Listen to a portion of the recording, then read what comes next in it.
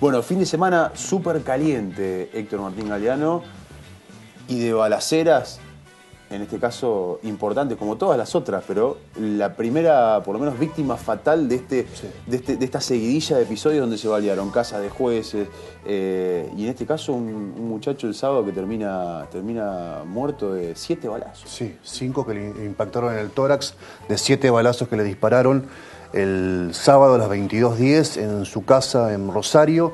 Diego Romero, que había sido uno de los testigos importantes contra la organización Narco Los Monos el año pasado, un testigo que había tenido ciertos vaivenes en sus declaraciones. Primeramente en el expediente judicial había declarado que Monchi Cantero y Guille Cantero le habían obligado a vender drogas mientras él vivía en Las Flores, mientras Romero vivía en el barrio de Las Flores en Rosario. Después se desdijo y terminó declarando por la fuerza, porque fue buscado por la fuerza pública para declarar en la causa contra los monos esta situación. No vamos a abundar mucho sobre lo que dijo. Lo que vamos a dejar en claro es que fue un testigo contra esta banda narcocriminal que encontró la muerte de 5 balazos, como se mencionaba acá, en el tórax el pasado sábado. Antes se había baleado el centro judicial, el edificio judicial más importante de Rosario, y se había baleado ese mismo sábado la casa de la jueza Marisol Usandizaga, que es una de las 3 juezas que condenaron a la banda de los monos el año pasado. Marisol Usandizaga en realidad vivía en ese domicilio, ya no vive ahí, pero vivía en ese domicilio, lo cual da cuenta de una información de inteligencia, no digo extremadamente importante, pero sí bastante fina como para establecer que en ese lugar vivía una jueza importante de la ciudad de Rosario. Además se encontró un cartón que decía "con la mafia no se jode", un cartón con esa leyenda, escrito a mano, "con la mafia no se jode", y tras cartón, si viene a cuento la metáfora, se termina con la vida de un testigo clave en la causa de los monos. Esto ocurrió todo el fin de semana, este fin de semana en Rosario. Hay gran desconcierto en la pesquisa, hay un punto ciego, tanto en la balacera del centro judicial como la muerte de Diego Romero, de 37 años, un hombre dedicado a la construcción, albañil, electricista, que estaba viviendo en el Chaco, trabajando en el Chaco, y desde allá fue traído para declarar contra los monos el año pasado. A esto se suma un gran interrogante, todavía sin respuestas, sobre la balacera a los jueces anteriores, balaceras a jueces de la ciudad de Rosario que también habían tenido una participación en la causa de los monos. Uno de ellos incluso había resuelto trasladar a los monos a cárceles federales como Resistencia y Rapson. Pero yo quería detenerme en algo que quise contarles la semana pasada y que no hubo tiempo. Esto se da en el marco de una causa judicial muy sensible, tal vez la más importante, que tiene un testigo también de mucha importancia que no fue protegido. Lo que quería contarles la semana pasada es que hay mucho malestar en la Unidad de Protección de Testigos y Víctimas Especiales de la provincia de Santa Fe por la salida de su jefe, que era Adrián Forni, que incluso tuvo un rol preponderante en la detección de los hermanos Lanate y Esquilachi hace ya un par de años en Callastá, y que había sido empoderado por la gestión primero del socialismo y después en la gestión Puyaro, corrido de los cargos más importantes. Había encontrado un lugar en la Unidad de Protección de Testigos, había intervenido en un proceso donde salía pus por todos lados, habíamos denunciado nosotros en rueda de prensa, incluso se transformó en una causa judicial luego, la participación de 2 comisarios, Cornejo y Pinto, en la sospecha que habían adulterado libros de actas para o fraguar la carga de combustible o truchar los gastos de la Unidad de Protección de Testigos. Lo cierto es que esta unidad está vigente del 2016 y quiero recordarles con placas, fíjense ustedes, presten atención en qué condiciones funciona la Unidad de Protección de Testigos de la provincia de Santa Fe. Esa unidad que fue creada por ley, la ley Busato, conocida así, sancionada con mucho poder de la política, promulgada inmediatamente por el Poder Ejecutivo. La ley se promulgó en el 2016. También contemplaba un sistema de recompensas y funciona en la órbita del Ministerio de Justicia y Derechos Humanos. Esto lo que marca el texto de la ley. En el 2016 una denuncia obliga a sacar del cargo a los dos comisarios que estaban en esa unidad, ya lo contamos, Cornejo y Pinto. Asume Adrián Forni, ex jefe de las TOE, y comienza un proceso de normalización en esa unidad. Siguiente placa. Actualmente, ¿saben cuántos efectivos hay para toda la provincia? Para las víctimas sensibles y testigos sensibles en toda la provincia, hay 50 efectivos para toda la provincia. 26 para la zona norte y 24 para Rosario. Perdón, ¿estos 50 son los que tienen que custodiar a los testigos? A todos los testigos, de los cuales, ¿sabes cuántos hay por turno? 6. ¿6 qué? 6 efectivos por turno. Por turno. Por turno. O sea que hay 6 efectivos hay un universo total de 50 efectivos. 6 por turno para Santa Fe, 6 por turnos para Rosario. 24 por 48 el turno. Y sí. Una vergüenza. La mitad están asignados en Santa Fe, la otra mitad en Rosario, como decíamos. Hay alrededor en este momento de 90 casos abiertos en la unidad especial. Es decir, están custodiando a 90 testigos claves en este momento. Insisto, o sea, hay 12 tipos en total en toda la provincia por turno que custodian a 90. A 93 para ser más exactos, de los cuales, por ejemplo, 2 casos son guardias fijas, es personal más patrullero. Ahí se te van 2 por turno, claro, que están arriba del patrullero y que además disponen de un vehículo policial fijo para estas 2 personas. En total hay 2 personas en la provincia, en el marco de esta unidad, que tienen guardias fijas. Siguiente placa, por favor. Esto decíamos recién, hay por guardia 6 efectivos aproximadamente, deben cumplir distintas modalidades, por ejemplo, de protección personal, fija o telefónica, que son de entrevistas. Por ejemplo, hay un turno en donde hubo 15 casos para entrevistar, ¿sí? Un turno hubo 15 casos para entrevistar, de los cuales a 3 testigos claves se lo debía entrevistar 3 veces por día, a la mañana, a la tarde y a la noche. Por lo tanto, los efectivos debían hacer 9 entrevistas. Disculpame, entrevistar es que lo contactan ir a la durante casa, el día, van a la casa, le dicen, ¿todo bien? Preguntarle, Juan Berlanga, ¿Todo usted es un bien? testigo ¿Alguna protegido, novedad? está todo bien, lo amenazó Claro. su vecino, no lo amenazó, está cómodo así, le anda el teléfono celular, tiene batería, tiene acceso a internet, tiene todo esto. Bueno, vuelve a la unidad.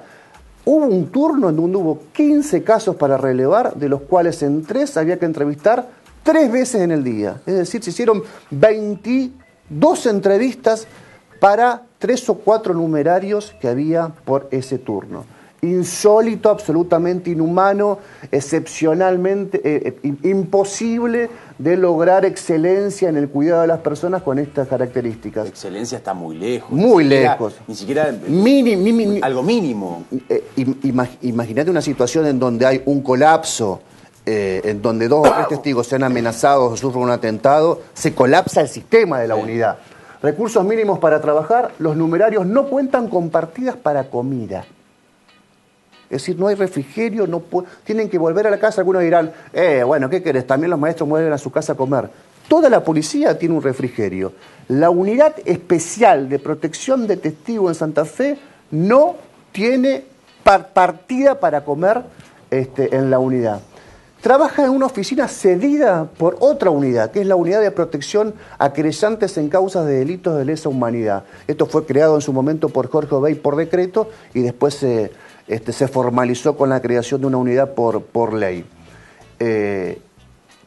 ¿Quiénes son en este momento, la última placa me parece, los responsables del programa? Erika Sebastiani, me enteré hoy, que es la titular de este programa de protección de testigos, y Víctor Marcelo Pereto, un hombre que responde directamente al ministro Puyaro, al ministro en este caso de Seguridad, Maximiliano Puyaro. Así que para pasar en limpio, cuando ustedes escuchan que hay un testigo en peligro, sepan que hay en este momento en Santa Fe, en toda la provincia de Santa Fe, 93 casos de testigos bajo este programa. Hay 50 efectivos, de los cuales por turno son 5 o 6 para Santa Fe, 5 o 6 para Rosario, que se deben dar maña y deben tener apostar muchas veces al factor suerte para garantizar la seguridad digo con que el distintas testigo- modalidades El testigo de estos protegido, testigos. si le pasa algo, tiene más suerte y sale corriendo a ver si se encuentra algún patrullero en algún lado que Sí. llamando a cualquiera de los 5 que están. No porque fracase el factor humano, No, sino no, claro, porque porque no hay- materialmente es imposible. Exacto. Ahora, yo absolutamente pregunto, imposible. este muchacho que es albañil, que ¿Qué era? asesinaron, era albañil, que asesinaron este fin de semana, ¿era testigo protegido? No. Ya había dejado de serlo. No era ¿Cómo testigo. es el formalismo de Bien. ser testigo protegido o cuándo se cumple, digamos, esa etapa? Perfecto. Para que una persona se acoja al programa de protección de testigos, primero debe tener la voluntad de hacerlo. O sea, si vos te negás a hacerlo, te negás a la protección, nadie te va a obligar. Esto es una sugerencia que hace el Ministerio Público de la Acusación a el Ministerio de Justicia de la provincia de Santa Fe. Y el Ministerio de Justicia tiene estos dos funcionarios que mencionábamos recién, que articulan con la policía de la provincia de Santa Fe la modalidad de esa protección. Así funciona el mecanismo. Ahora, volviendo, estos números son realmente... Esto depende del Ejecutivo Provincial. Para que quede claro, Esto depende del tiene dos Ministerio de funcionarios Justicia. a cargo. Ministerio de Justicia y Ministerio de Seguridad, por otro lado. Claro, funcionalmente las órdenes son emanadas del Ministerio de Seguridad. Ahora, políticamente depende de dos funcionarios del área de justicia. Volviendo al tema de lo acontecido este fin de semana en Rosario, realmente preocupa mucho porque estamos desde mayo hasta hoy son 11 los atentados vinculados a lo mismo. Balaceras, hablamos de los 2 domicilios del juez Manfrín, hablamos de los domicilios, ex domicilios o de familiares del juez Viena, hablamos del centro de... ayúdame con el nombre. Justicia Penal. De Justicia Penal de Rosario, hablamos de, ahora este fin de semana, el Centro de Justicia Penal, un domicilio de una jueza, una casa de un testigo. En total son 11 episodios, desde mayo hasta julio, hasta agosto.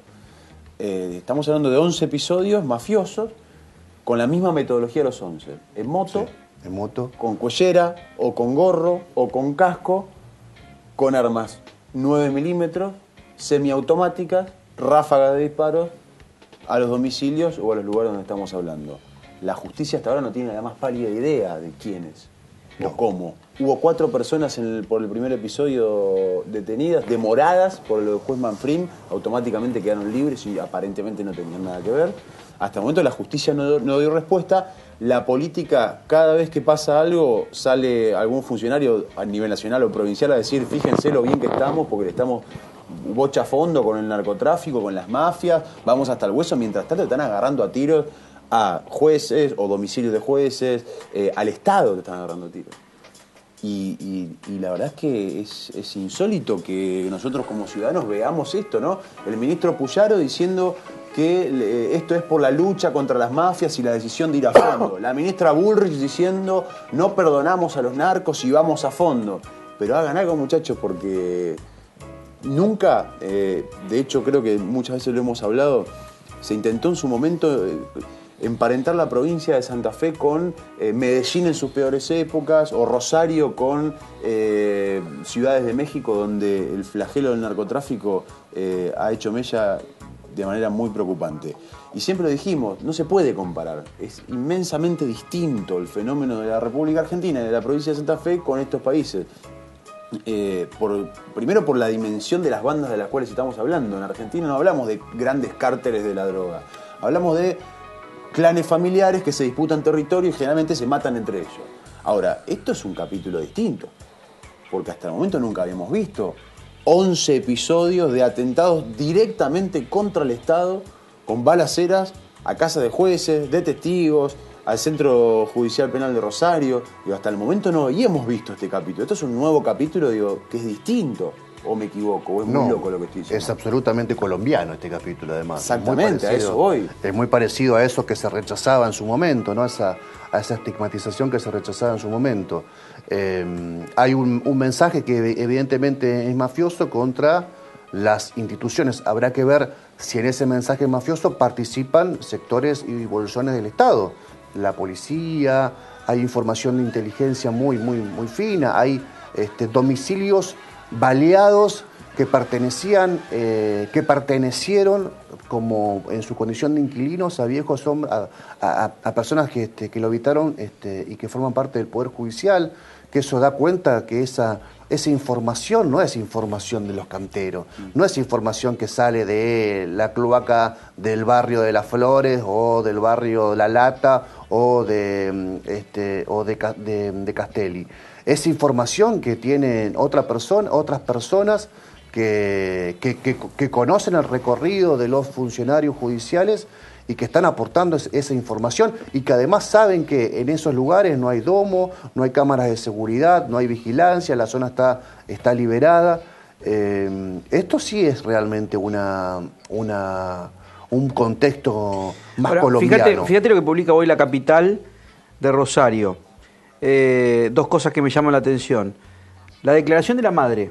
Dice, quieren ligar la muerte de mi hijo con el tema de los monos porque él declaró en esa causa, pero esta muerte no tiene nada que ver con eso. Fue por un problema personal que él tenía. No tiene nada que ver con los monos.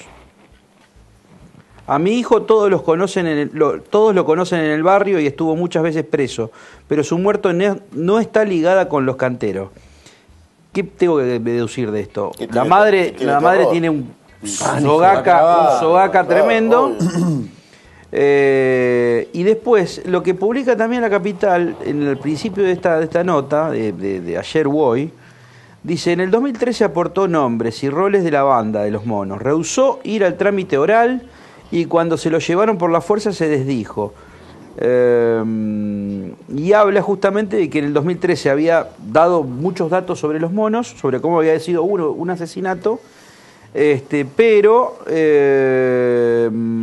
dice que fue, bueno, repite lo de que fue personal, por un tema personal, y que se desdijo en un momento cuando lo llevaron por la fuerza en la declaración. Sí, lo contábamos antes.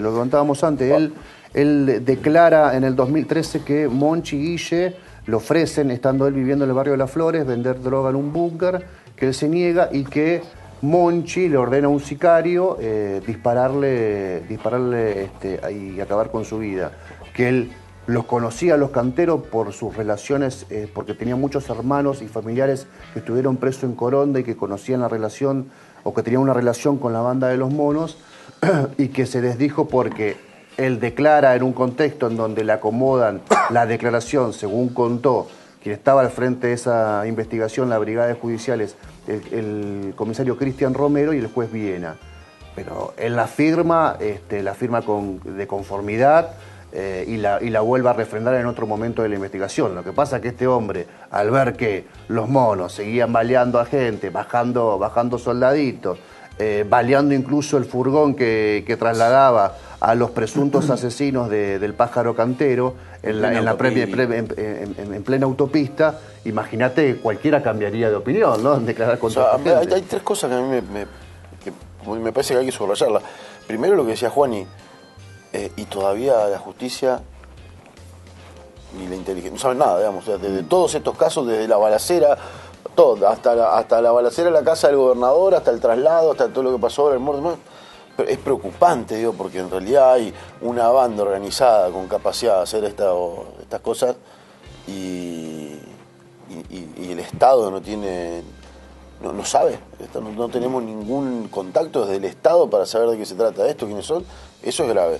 Lo segundo es, esto está ocurriendo en el medio de un contexto donde hay un gobierno nacional que insiste con la idea, intenta la idea de cruzar fuerzas que fueron preparadas para otra cosa en el combate al narcotráfico. Igual, digo, está pasando en este contexto. Después cada uno puede pensar libremente lo que quiera. Pero esto está pasando se está dando en este marco, en este contexto. Y el tercer punto es lo que se aprueba en la legislatura del juicio por jurados. Es muy probable que en causas como esta, vecinos de a pie tengan que decidir si culpan o no, si condenan o no a gente vinculada a este tipo de crímenes. En una provincia en donde los testigos, los jueces y demás son apretados o muertos, asesinados de esta manera, a mí me preocupa muchísimo, muchísimo, muchísimo la vida, digo, ¿quién los va a proteger? ¿Los 50? En una provincia donde se crea por ley y con una unanimidad política, con mucho plafón supuestamente, una unidad que pretende proteger a los testigos y que está desguazada. ¿Quién va a cuidar a los jurados? Hoy Lifchitz dijo que era un mensaje para generar desestabilización institucional. Palabras más, palabras menos. Está en juego, ahí está. Está en juego la institucionalidad. Y por otro lado, me sorprendió, digamos así como una cuestión de reacción de espasmo, el presidente de la Corte Suprema de Justicia, Rafael Gutiérrez, que dijo: no puede estar en manos de improvisados la seguridad de la provincia. En referencia a Puyaro. Directamente a Puyaro. Sí, claro.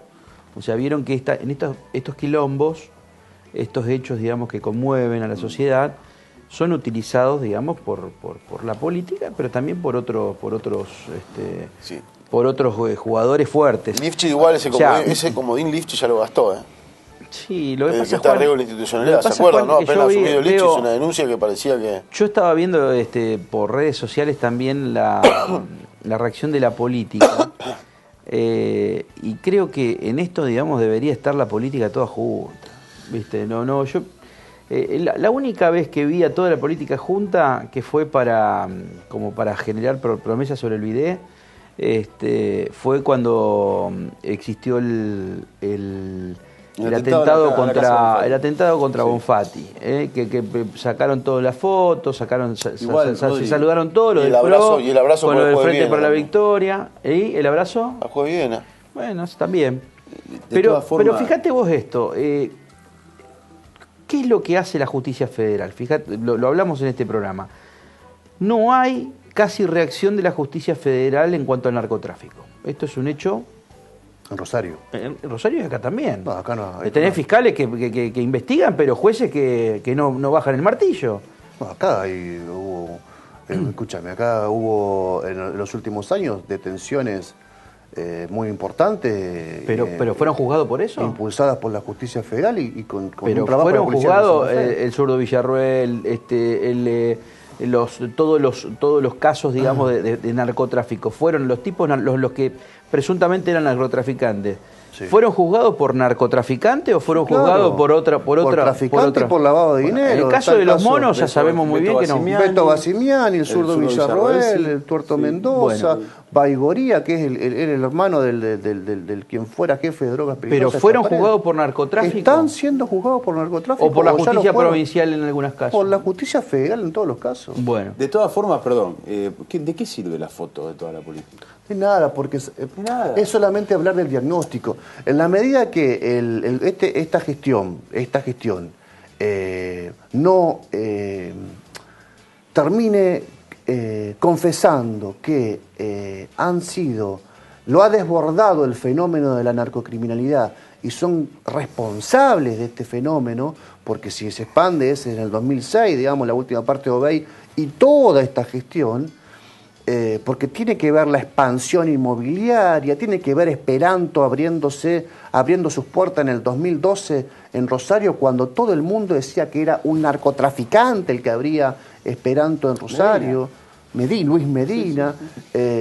La medida que vos digas, bueno, o fracasamos, no te digo fuimos parte porque estás autoincriminando, yo tampoco creo que fue así, pero en la medida que vos digas fracasamos en este modelo de persecución penal, y traigas, digamos, y pienses una especie de núcleo de coincidencias básicas con el resto de la política para enfrentar en conjunto el problema, y la verdad es que estás muy jodido. Y además, en la oposición tenés mucha gente que te cirujea y que se monta esta desgracia para afectártela, porque recordemos que cuando fue la balacera a Bonfatti, estaban todos. Terminó la exposición de Bonfatti y Agustín Rossi y Cachi Martínez, y Agustín Rossi le prendió fuego a la gestión socialista. Le prendió fuego ese mismo día. El movimiento Evita con Gerardo Rico. Si vos vas a estar apoyando, apoyá. Y bancá el mostrador. Y si vos estás siendo víctima de una mafia. Igual yo creo que es más sencillo todavía, porque vos decís, fracasaron en torno al narcotráfico. Yo creo que el fracaso es generalizado en prevención de seguridad. Porque, seamos sinceros, acá en Santa Fe o en Rosario, un tipo se sube a una moto, se pone un casco, te agarra a balazo y no lo agarra nadie. No importa si es la casa de un juez, imagínense la casa del vecino que lo chorea, que lo caga a palo, que le meten un balazo y no nos enteramos porque no son jueces. O nos enteramos con un número más. Pero fíjate... Eso pasa, muchachos. En Santa Fe, cualquiera sube una moto, sale enfierrado con un caco puesto y no pasa nada. Pero además el tema, este fin de semana estuve viendo una encuesta que hizo un futuro candidato a intendente de Santa Fe. Preguntando no cómo miden los candidatos, sino cuáles son los temas de preocupación por los vecinos de la ciudad de Santa Fe, no es de la provincia, es de la ciudad de Santa Fe. El tema 1 en todos los barrios... Usurpación de casa. No es la economía, es la inseguridad. Es el tema 1 de preocupación.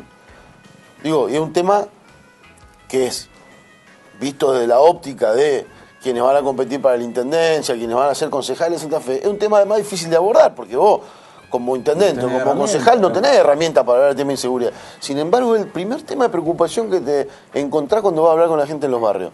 Con lo cual, no está funcionando, digamos. No está funcionando en general el tema de seguridad. En general, por eso ni siquiera vamos al narcotráfico. Lo que yo digo es, no hay una política de prevención del delito, y lo dicen los números, porque cuando el número baja, cuando baja la tasa de homicidios, hacen conferencias de prensa, ¿sabes? La política, decir, miren lo que logramos. Ahora, si al año que viene lo levantás por sobre el año anterior que te estabas comparando, ¿qué haces? No salís a decir fracasamos.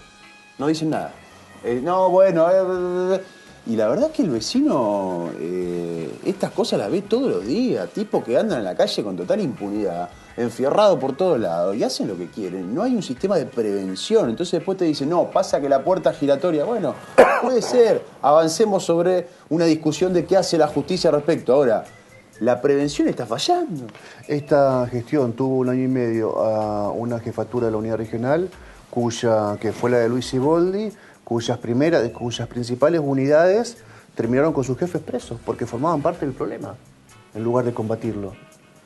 Marcelo Ciasirqui, preso en la seccional 2, gente del Comando Radioeléctrico. El de 4. El de 4, bueno, tenés gente dentro de la institución policial que está jugando al revés, que forma parte de la cogestión del delito. Ahora, si la política en general a eso no decide ponerle coto de alguna manera, que no sabemos nosotros cuál es, la verdad que va a estar muy complicado, porque vos vas a poner a los cadetes del ISEP a gestionar y también se van a empezar a torcer, porque si ven que el jefe la busca, o el subjefe la busca o la manda a buscar a un búnker, imagínate cómo está generando, digamos, cómo está trasladando ese ejemplo hacia abajo. En la carrera, digamos, policial, implícitamente está ese ítem de estoy esperando que llegue mi hora.